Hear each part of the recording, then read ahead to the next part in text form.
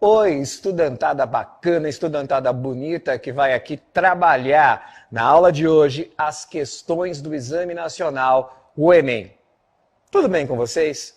Eu sou o professor Alcides Guerreiro, também de História, aqui do Centro de Mídias e Ensino Médio, especialista em Enem, e eu quero dizer que além de vocês aproveitarem a aula que foi feita nesse formato já do Enem, é super importante vocês ficarem espertos, atentos com o enunciado, com os documentos, principalmente porque a aula de hoje vai trabalhar técnicas, tecnologia, trabalho e sociedade, que tem muito a ver com engenharia de produção e algumas questões de inserção social na perspectiva econômica. Sendo assim, fiquem espertos. Descartem as alternativas que não forem legais, né? Se aproximem daquilo que for mais correto e eu tenho certeza que vocês serão bastante eficazes. A gente aqui no centro torce por vocês. Uma ótima aula, galera. Valeu!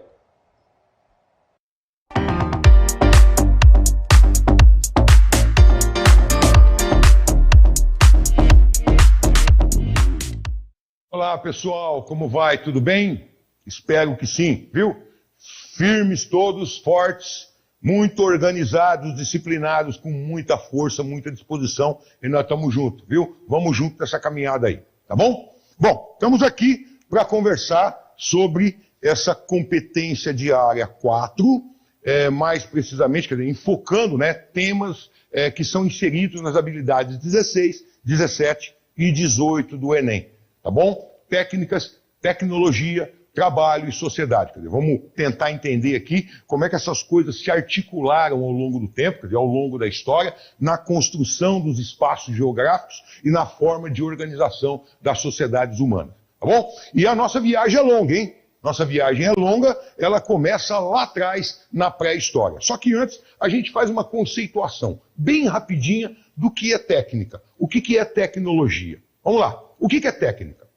Bom, técnica é um conjunto de conhecimentos que o ser humano, que o homem adquire na elaboração dos instrumentos de trabalho dele, naquilo que ele precisa para a sua sobrevivência. Ferramenta, arma, vestimenta, arte, educação, forma de organização social, política. Para tudo tem uma técnica de arte. Essa técnica é o conhecimento de como proceder, de como fazer, de como produzir um instrumento, a arte, a educação.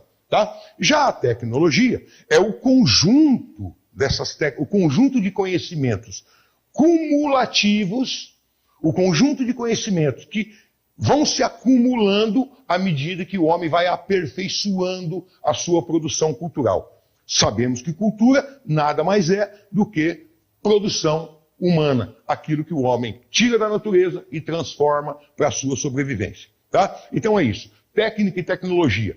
Seria a tecnologia, o acúmulo de técnicas.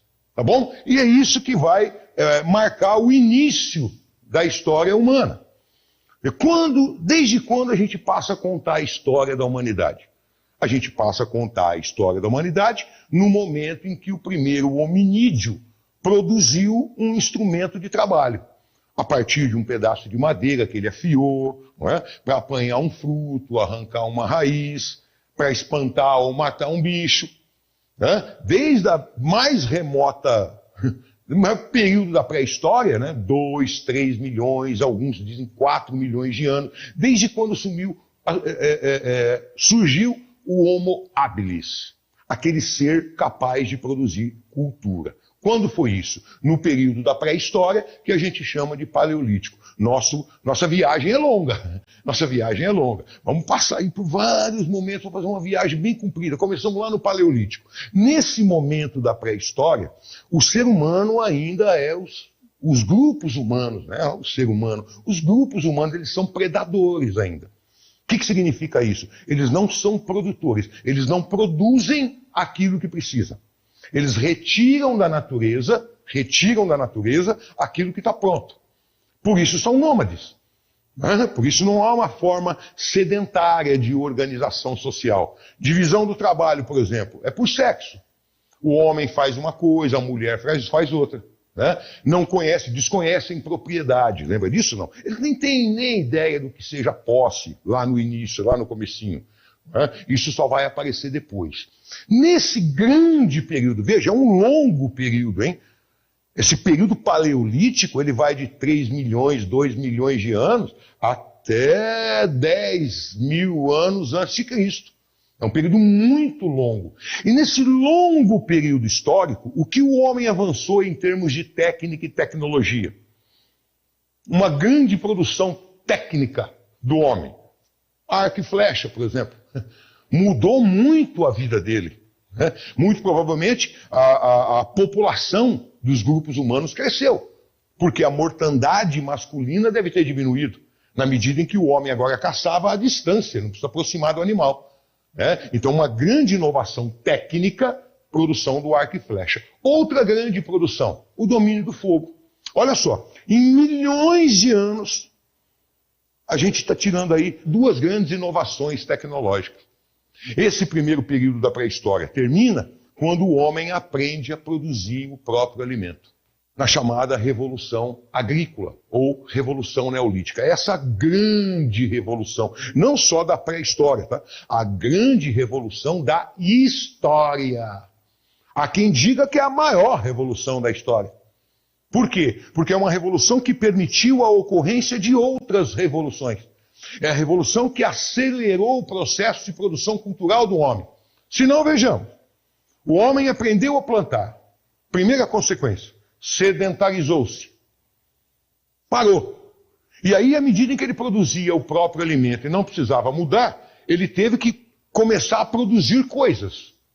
Pensar técnicas novas de produção de alguma coisa. Por exemplo, como agora ele colhe, não vive só mais da coleta, ele colhe também, ele precisa de recipientes para armazenar alimento. Começa a produzir vasos, objetos de cerâmica. Ele precisa de habitação, porque ele vai ter que se fixar no lugar onde planta. Normalmente o lugar onde planta tem que estar próximo de rios.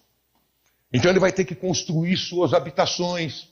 Veja, uma série de inovações técnicas, de inovações tecnológicas, que a gente chama de neolitização, processo de neolitização. Uma série de inovações culturais que decorreram da Revolução Agrícola.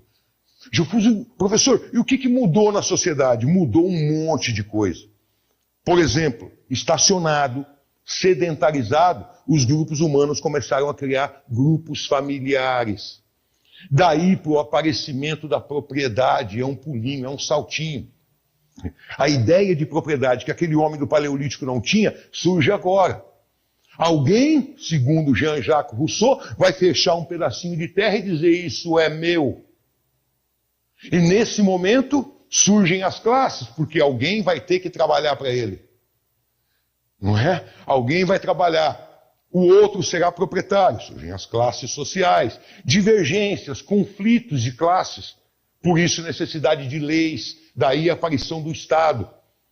Nesse momento, a sociedade que antes dividia o trabalho por sexo, a divisão sexual do trabalho, agora já divide por classe. Um segmento vai fazer a defesa da terra, o outro vai trabalhar a terra, o outro vai produzir artesanato, o outro ainda vai caçar. A mulher faz alguma outra coisa. Mesmo entre os sexos, há divisão de funções. Tá? Paradinho, com tempo para pensar, produzindo cultura, produzindo conhecimento tecnológico. O ser humano muda, inclusive, o material que ele usa para produzir os seus instrumentos. Lá no início era pedra. Aí ele descobre metais. Professor, a chamada idade dos metais. Isso, primeiro o cobre, depois o bronze, depois o ferro. Os instrumentos de trabalho são agora produzidos de metal, daí a idade de metal. Nesse momento surge o Estado, a necessidade de registros. Veja como acompanha a modificação do espaço geográfico. À medida que o tempo histórico avança e o homem produz técnicas novas, faz avançar a cultura, tudo se modifica. O espaço, a sociedade, as estruturas de poder, o Estado, lá atrás não tem o Estado. E assim começam as civilizações nos primeiros tempos da história. E aí, quando começa a história, por volta de 4.000 a.C., né, surgimento da escrita, normalmente se estabelece, né, a escrita como sendo um marco divisório entre pré-história e história. Isso não é muito preciso, viu? Você deve considerar tudo. Quer dizer, tudo que é avanço cultural, tudo que é avanço social, né, que decorreu da Revolução Agrícola, tá, que acaba culminando lá com a escrita. Uma invenção do homem que está atrelada à organização, às necessidades do Estado, de controle, lei, contabilidade e etc. Muito bem. Algumas sociedades surgem no Oriente Médio com um perfil. Que perfil é esse? O Oriente Médio, que normalmente, via de regra, né, na sua maior extensão territorial, tem um quadro natural hostil à prática da agricultura, e lembre-se que a história surge a partir do desenvolvimento da cultura. Ela é uma evolução, ela é a consequência da evolução cultural iniciada com a Revolução Agrícola. Então as primeiras civilizações são agrícolas, então elas surgem às margens de grandes rios, no Oriente Médio, onde o quadro natural é hostil para a produção agrícola. Por isso, atenção, veja só, a tecnologia, a história, a construção do espaço geográfico, a construção da sociedade e a forma de organização política, caminhando junto com o processo civilizatório. Lá nas civilizações do Oriente, você lembra do Egito? A propriedade é estatal. Tudo é do Estado. O Estado controla tudo, inclusive o trabalho. O trabalho no Egito acontece preferencialmente, primordialmente, na forma de servidão coletiva. O que é isso? Todo mundo trabalha para o Estado. Por quê? Porque o Estado é dono de todas as terras. E por que o Estado é dono de todas as terras? Porque ele concentrou poderes ao longo dos tempos. E por que esse Estado, esse rei, concentrou poderes ao longo dos tempos? Porque era preciso coordenar o trabalho para a produção agrícola, construção de canais, represamento de água, utilização da fertilização do solo pela cheia dos rios. Lembre-se sempre do Egito, é o melhor exemplo. Repare que a sociedade começa a se organizar de uma outra forma. O Estado, proprietário de tudo, controla o trabalho e a produção. As pessoas trabalham e entregam uma parte da produção para o Estado. É como se todo mundo fosse funcionário público. Isso lá no Egito. Essa é a forma de trabalho de servidão coletiva. Todo mundo entrega parte da produção para o Estado. Em outros lugares, por exemplo, na Europa, na chamada Antiguidade Clássica, onde se desenvolve na Antiguidade a civilização grega e civilização romana, a coisa aconteceu de uma outra forma. Lá as terras são escassas, são poucas, mas são férteis. São férteis em pequenos espaços, em vales. Por isso, nessa região, na Europa, as civilizações surgem de uma outra maneira, com outro perfil, a partir da propriedade privada. Lá a propriedade é privada. E como as terras são escassas, a necessidade de expansão é permanente. Lembre-se sempre da Grécia. Lembre-se sempre da Grécia. Por que da Grécia, Jofuso? Porque a Grécia é o primeiro modelo de civilização que a gente chama clássica na Europa. Lembre-se que os gregos precisaram fundar colônias em determinado momento da história. O espaço geográfico da Grécia ficou pequeno para a sua população. A população crescia muito. Então era preciso fundar colônias, não é? Para canalizar para fora do território original da Grécia esse excedente de população que não cabia lá. Essas colônias, a construção de colônias e a necessidade de expansão faz surgir uma sociedade muito atrelada à ideia da guerra e à concretização delas. Por isso a escravidão. Há escravidão no Egito? Há escravidão no Egito. Há escravidão no Oriente Antigo? Há forma de trabalho escravo no Oriente Antigo. Só que não de forma sistemática, como será na Grécia e em Roma. É como se a gente pudesse dizer assim, de cada 100 trabalhadores gregos, 90 eram escravos. De cada 100 trabalhadores romanos, 95 eram escravos. Veja, é uma forma de trabalho que se estabeleceu como sistemática por conta da guerra. E a sociedade? A sociedade é de classes. Sociedade é de classes. Por quê? Porque a propriedade é privada. Se a propriedade é privada, permite mobilidade social. Veja como é que o avanço técnico, tecnológico, está diretamente associado à forma de organização do espaço geográfico, a forma de organização da sociedade decorre daí. E à medida em que o tempo vai avançando, mais inovações técnicas e tecnológicas vão acontecendo. Por exemplo, nas sociedades escravistas, a civilização ou essas civilizações são de perfil urbano. Por quê? Porque o escravo trabalha a terra, o proprietário vive na cidade. É na cidade que se faz comércio, é na cidade que faz contatos sociais, é na cidade que se faz educação, é nas cidades que se faz filosofia.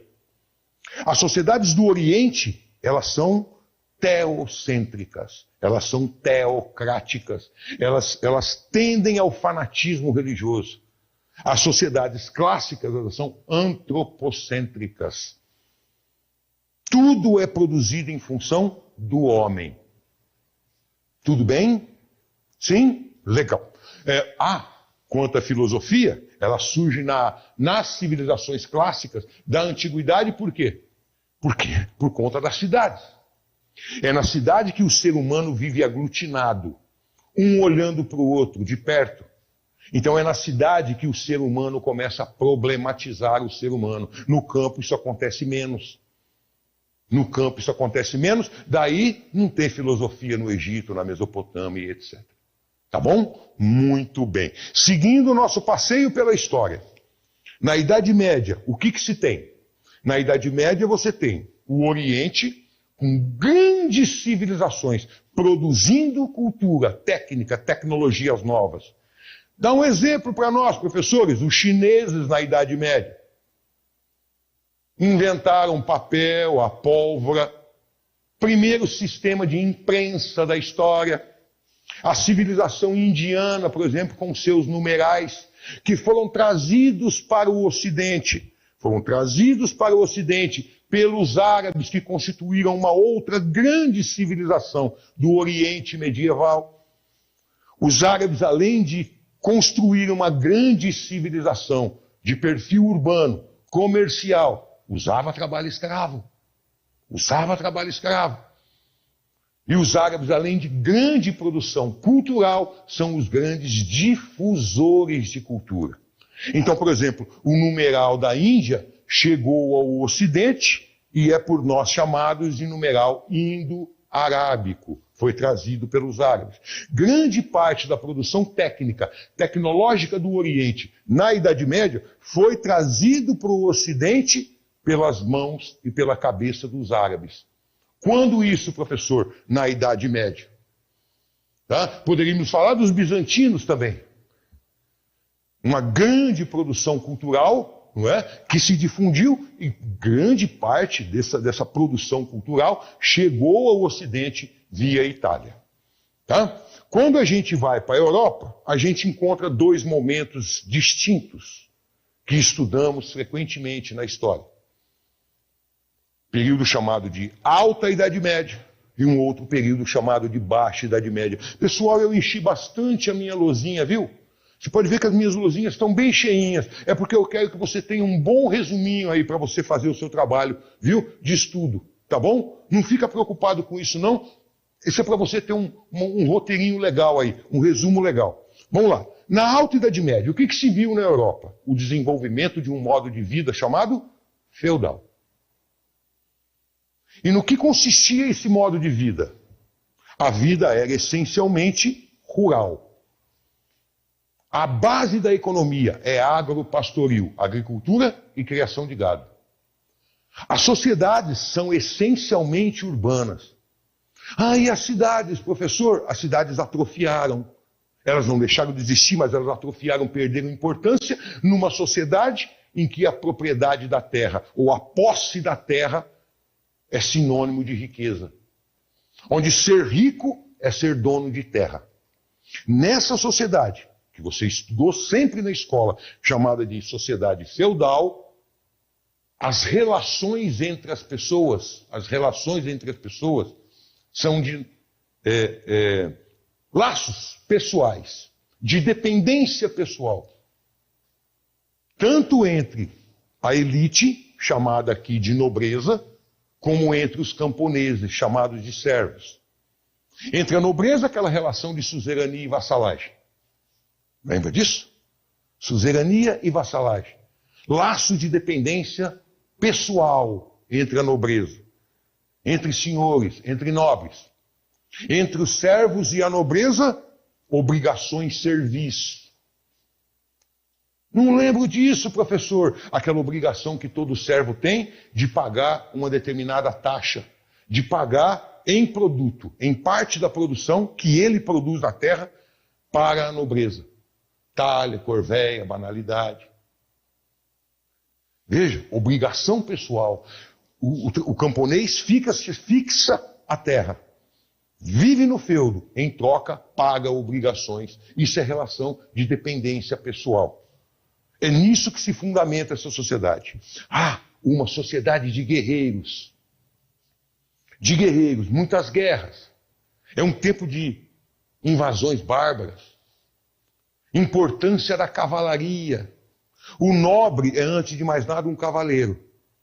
Por conta disso, atenção, por conta disso, por serem sociedades guerreiras e ter na cavalaria uma de suas instituições mais importantes, parece que as energias sociais e os bens materiais ficam quase todos voltados para a guerra. Como assim, professor? Como assim? Vamos pegar um exemplo. O ferro disponível na Europa, para que serve? Para a produção de arma, de armadura. E a ferramenta é de madeira. Por isso que se fala que as técnicas, quer dizer, a evolução técnica das sociedades europeias na Alta Idade Média, ela ficou paralisada. Isso não é verdade. Tá? Não existe paralisação cultural. Isso não existe. Tá? O avanço tecnológico ficou um pouco limitado, talvez pela escassez de recurso material, como, por exemplo, o ferro, por conta das guerras. Tudo bem? A partir do século X, as guerras terminam na Europa. Cessam as guerras, por uma série de motivos que não vem ao caso aqui a gente tratar agora. Mas as guerras cessam. Cessaram as guerras. Morrem menos homens na idade adulta. Disponibiliza-se, canaliza-se as energias sociais para o trabalho. Toma-se, por exemplo, a matéria-prima, o ferro, por exemplo. Antes utilizado na produção de arma, o ferro agora passa a ser utilizado para a produção de ferramentas. Arado de ferro, enxada, foice, martelo. Como cessaram as guerras, parece que o homem pôde trabalhar com mais disposição, com dispêndio de energia maior. Por conta disso, a produção cresceu. E como a mortalidade diminuiu, a população também cresceu.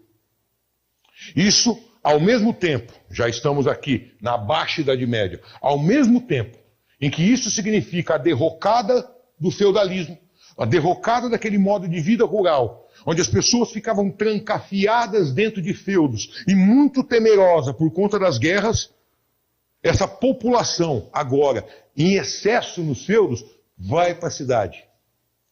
Num movimento monstro de êxodo rural. As cidades revivescem, as cidades se revigoram, as cidades renascem. Elas estavam como que amortecidas. De repente as cidades começam a crescer de novo. E as pessoas começam a migrar do campo para a cidade, do campo para a cidade, do campo para a cidade, onde vão se dedicar a atividades como comércio e manufaturas. Volta à Europa a economia de base monetária. Difunde-se a atividade comercial. Até o campo, que antes produzia quase que para autoabastecimento dos feudos, agora o campo produz para a cidade. E essa produção do campo que vai para a cidade para ser vendida, ela vai para o mercado. Surge uma coisa chamada mercado. Veja, mercado, comércio, produção artesanal, tipo industrial, sociedade urbana, lampejos. embriões daquilo que lá na frente nós vamos chamar de capitalismo. Ainda não é, por favor. Estamos falando aqui de século XII, XIII, XIV, anos 1100 a 1400. O que está acontecendo aqui? Aquilo que a gente chama de gênese, gestação do capitalismo. O capitalismo começa a ser gestado. Quem se dedica a comércio, a artesanato e a guarda de dinheiro a bancos vão viver num espaço do espaço urbano chamado de burgo, e por isso são chamados de burgueses. Nascia aí a classe dominante de uma nova forma de organização social. Gilfuso, e as técnicas, professor? E as técnicas? As técnicas vão avançar a partir de agora, à medida em que o mercado, a feira, exige. Produção de coisas para serem vendidas, produção de coisas para serem comercializadas. E aí nós já estamos no século XV, na modernidade. Que aqui nós vamos tratar, para dar uma enxugada na nossa viagem, não é? Vamos tratar essa modernidade como o pessoal da filosofia, da sociologia. A modernidade começa lá no século XV e se estende até agora, muito recentemente. Ou seja, ela engloba as idades moderna e contemporânea. Pois bem, o que acontece de importante na Idade Moderna? Na Idade Moderna, 3 grandes movimentos marcam esse processo que durou toda a Idade Moderna, um período de 3 anos, que nada mais é do que o tempo de afirmação. E depois de consolidação, de fortalecimento, afirmação e consolidação do capitalismo e, portanto, da burguesia. Esse longo processo de 300 anos, ele é acompanhado por 3 grandes movimentos técnicos científicos. Primeiro, o renascimento cultural. Século XVI, principalmente. Século XVII, a grande revolução científica. Século XVIII, um movimento filosófico chamado de iluminismo. Vamos pensar aqui, pessoal, que o que está acontecendo aqui é uma evolução do processo de racionalização da vida. De racionalização da vida. Repare que lá no Renascimento Cultural, enquanto os artistas produzem obras extraordinárias, com caráter individual, enquanto os cientistas, pensadores, valorizavam o experimentalismo, falava-se de razão, razão, razão. Antropocentrismo em contraposição ao mundo medieval, em que aquele homem temeroso, que desconhecia muito dos fenômenos físicos e naturais, apelavam porque era místico, porque é sobrenatural. Em contraposição a esse mundo sobrenatural do tempo do feudalismo, nesse mundo construído para moldar o pensamento de acordo com aquilo que a burguesia precisava, surge a ideia do racionalismo. Isso a partir do Renascimento. Isso se aprofunda na Revolução Científica do século XVI, se intensifica e se consolida no século XVIII com o movimento iluminista. O mundo racional, o mundo científico. Gilfuso, e as técnicas? Elas agora são produzidas com conhecimento científico. Até aqui, a técnica é produzida pelo trabalhador comum. A técnica é produzida por quem trabalha. Doravante, grande parte do conhecimento técnico e tecnológico vai para a universidade, vai para os pensadores, para os estudiosos de cada área. Aqui surgem as ciências, começam a aparecer as ciências. Começa aqui a história da humanidade com o seu perfil iluminista, racional e científico. O cientificismo racional iluminista. No campo da produção, o grande marco disso é a Revolução Industrial. Muito conhecida de todos vocês, a grande revolução técnica, a grande revolução que se dá no âmbito da produção. O conhecimento científico, o conhecimento científico, advindo lá de trás, aplicado ao campo da produção. A tecnologia agora é produzida a partir da universidade, apesar de que as primeiras máquinas são inventadas por trabalhadores. São inventadas por trabalhadores. Mas, enfim, a máquina substitui a força humana. Desde quando começamos a falar de pré-história, quem é que produz os instrumentos? Quem é que produz cultura? O ser humano. Com o quê? Com a força do seu braço. Quando muito, utiliza a tração animal. Na Idade Média, um moinho de vento, um moinho d'água. Agora é a máquina. Primeiro, a máquina a vapor. Depois, a máquina movida a combustão interna. A vida muda radicalmente. A produção técnica. Veja, o ser humano demorou 2 milhões de anos para aprender a plantar. E só 12 mil anos para inventar a máquina. Para produzir mercadorias em quantidades astronômicas. E essas tecnologias, para aumentar significativamente a produção de mercadoria, não só em quantidade, mas em diversidade. E a Revolução Industrial permitiu a produção de mercadorias em larguíssima escala e mercadorias diversificadas, muito diferentes umas das outras. Isso mudou completamente a vida da sociedade humana. O ser humano, o trabalhador, foi separado do seu trabalho. O ser humano não participa mais de todo o processo de produção de mercadoria.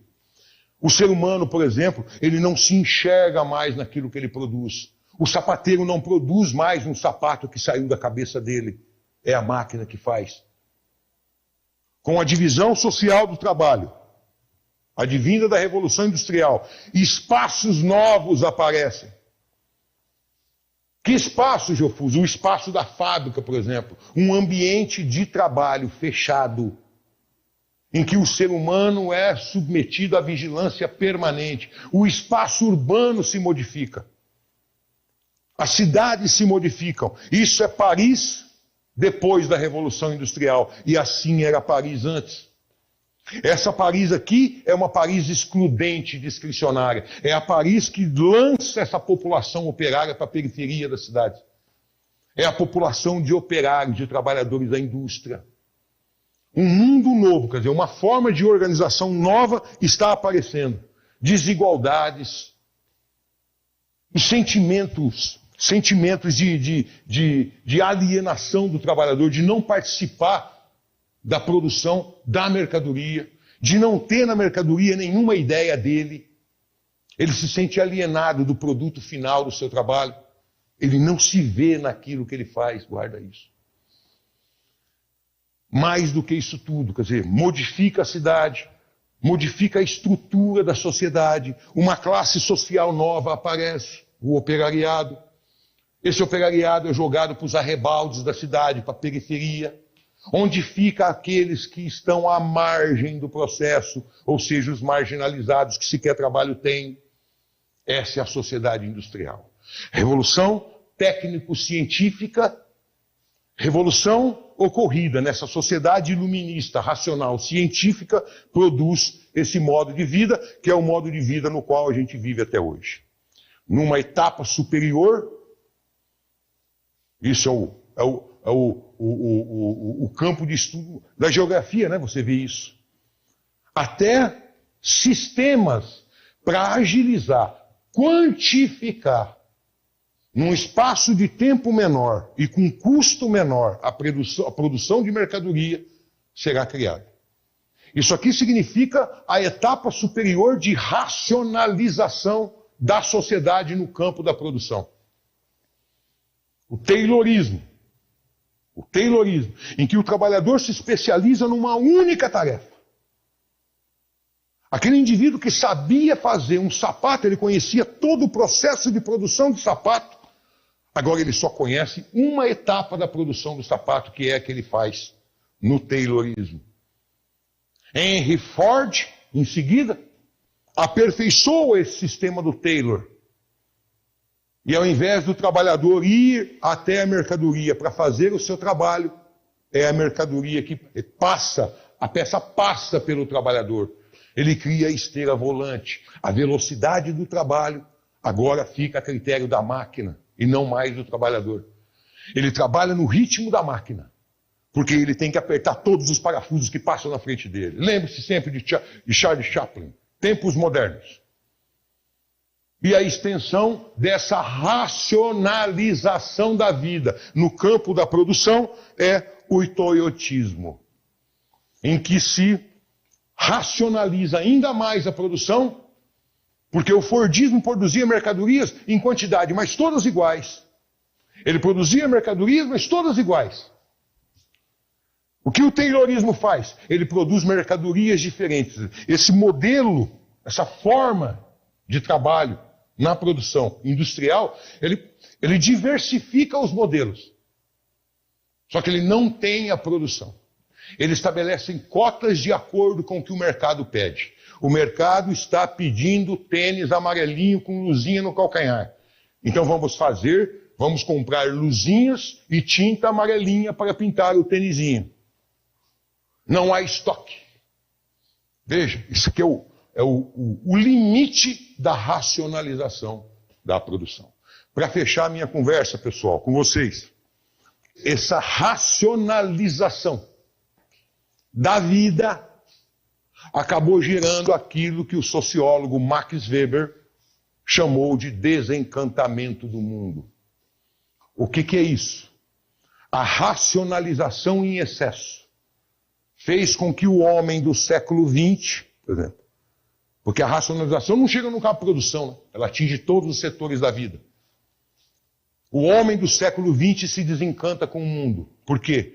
O mundo perdeu o encanto. Aquele encanto dos tempos passados, em que o homem acreditava que alguma coisa do sobrenatural poderia melhorar a sua vida a qualquer momento, ou que o mundo que vai existir depois dessa vida, ou que a vida que vai existir depois desse mundo, seja melhor do que essa. Esse encanto desaparece por conta do excesso de racionalização.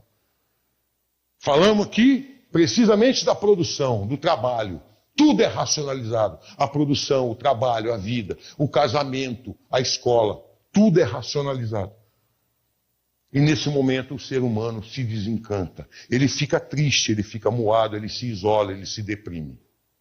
Eu quero ter tempo ainda de lhes mostrar como aparece isso que a gente falou aqui hoje. Como é que aparece técnica, tecnologia, trabalho e sociedade numa questão do Enem? Vamos pegar lá na pré-história, está aqui. Uma questãozinha. É da UEL, mas assim já aparece no Enem.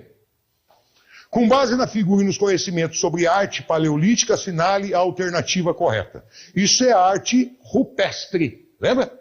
O homem da caverna desenhava na caverna, usava técnicas, técnica de pintura, técnica artística, tecnologia de pintura. Tá? Ele pintava. E ali ele exprimia sentimentos e necessidades dele. É a expressão de sentimentos e necessidades. Isso é fundamental para a existência dele. Não é? Muito bem. Aí as alternativas. Essa pintura foi feita com guache? Gente, guache no meu tempo era uma coisa revolucionária. Viu? O guache surgiu no meu tempo. Tá bom? Então guache tá fora, né? As pinturas e os desenhos foram feitos com pigmentos minerais e vegetais fixados com gordura animal. Tais produções são relacionadas a aspectos mágicos presentes no cotidiano das organizações pré-históricas. Quer ler outra? Vamos ler outra. As pinturas funcionavam como oferenda aos deuses. Deuses na pré-história. Deuses no paleolítico? Não tem deuses no paleolítico, não tem religião ainda. Tá? Eu vou me antecipar e vou dizer para vocês que a alternativa correta é a alternativa B de bola. Dá tempo de eu te mostrar mais uma coisa que cai, ó. Aí. Vamos pegar uma questão do Enem, moçada. Depois você vai ter isso aí e você vai ver todas essas questões, tá? Olha isso aqui. A cidade medieval é, antes de mais nada, uma sociedade da abundância. concentrada num pequeno espaço em meio a vastas regiões pouco povoadas. Em seguida, é um lugar de produção e de trocas, artesanato e comércio, onde se articulam artesanato e comércio, sustentados por uma economia de base monetária. Já deu para você perceber que essa cidade medieval que ele está falando é uma cidade da Baixa Idade Média, não é isso? Muito bem. É também centro de um sistema de valores particular, do qual emerge a prática laboriosa e criativa do trabalho, olha lá, o gosto pelo negócio e o dinheiro. Negócio, quem faz é a burguesia. Dinheiro, inclinação para o luxo, senso da beleza. É ainda um sistema de organização de um espaço fechado com muralhas. As cidades medievais eram fechadas por muralhas, os burgos. Tudo bem? Bom, no texto, o espaço descrito se caracteriza pela associação entre a ampliação das atividades urbanas e a emancipação do poder hegemônico da realeza. Pelo contrário, na Idade Moderna, o poder da realeza diminui. A realeza é atrelada à nobreza. O feudalismo declina na Baixa Idade Média, lembra disso? Na modernidade, o feudalismo vai definhando e a realeza acaba perdendo esse poder hegemônico, né? Muito bem. A aceitação das práticas usurárias dos religiosos. Prática usurária, gente, é cobrança de juro, que era proibida pelos religiosos da época, a Igreja Católica. Então, não é alternativa B. Independência da produção alimentar dos campos. Não! As cidades dependem da produção de alimentos do campo. Não é? Ainda dependem. Como nunca. Não é? Então, a alternativa C também não está certa. A D diz o seguinte, é a superação do ordenamento corporativo dos ofícios. Não!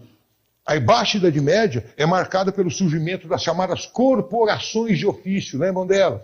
Né? Associação de artesãos de uma mesma profissão, de um mesmo ofício. Tá? Então não é superação, pelo contrário, é estabelecimento do ordenamento corporativo dos ofícios, das profissões. As profissões, os ofícios em corporações de ofício. Tá bom?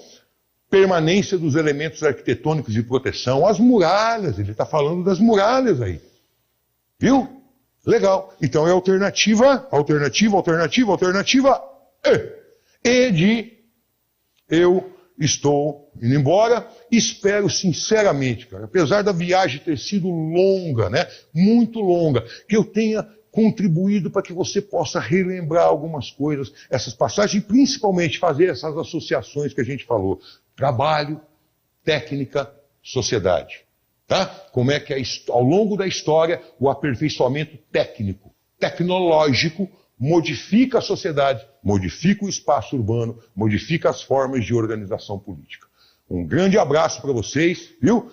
Fiquem bem, força nos estudos, tá? Até a próxima, gente. Abraço!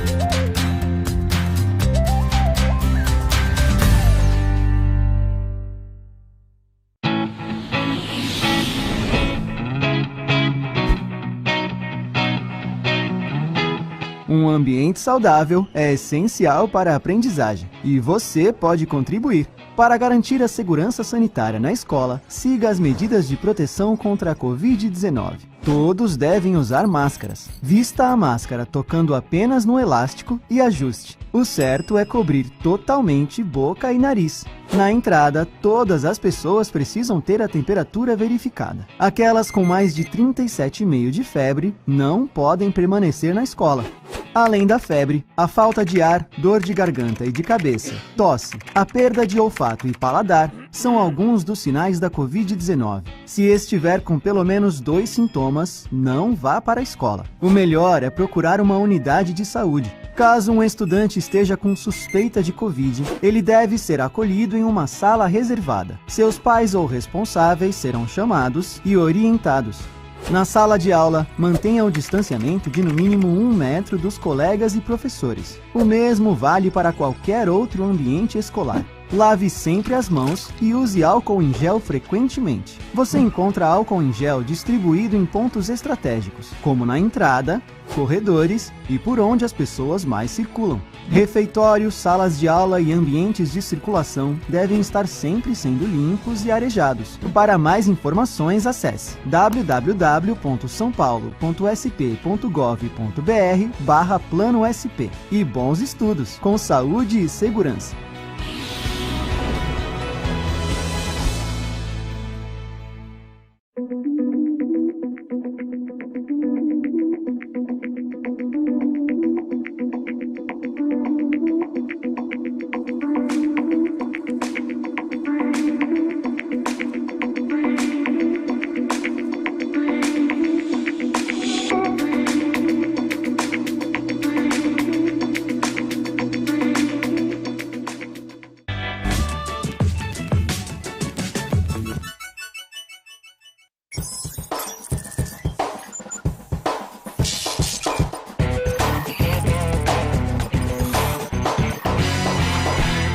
Quando surge uma iniciativa bacana para manter a rotina de aulas, a gente tem que contar de que canto do estado de São Paulo surgiu a ideia e quem é responsável por ela.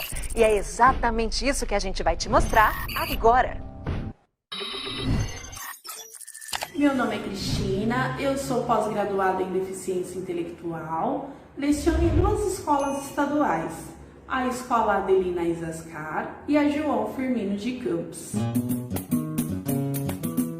E eu vim contar como que surgiu a ideia de confeccionar os livros sensoriais para os meus alunos da sala de recursos. Eu fiquei pensando em como eu continuaria interagindo com cada aluno. Eu comecei a confeccionar os materiais didáticos para as crianças, baseando-me também na neuroaprendizagem. Como que o cérebro da criança aprende? Quadrado. Lavar a língua. Isso.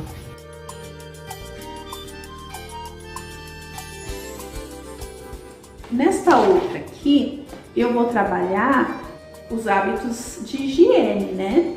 Então aqui a criança, através do lúdico, ela vai aprender a escovar os dentes. E eu já trabalho a coordenação motora fina ao pegar a escova de dente e a pasta. E também a coordenação visual, né? Porque eu preciso colocar a pasta na escova. Com este livro, ele está se desenvolvendo, brincando. Eu vim aqui hoje para falar do livro sensorial que ele recebeu, que é um livro que ele gosta muito de utilizar e tem nos ajudado bastante para que ele possa compreender melhor as coisas. É um trabalho entre professor, né, e os pais.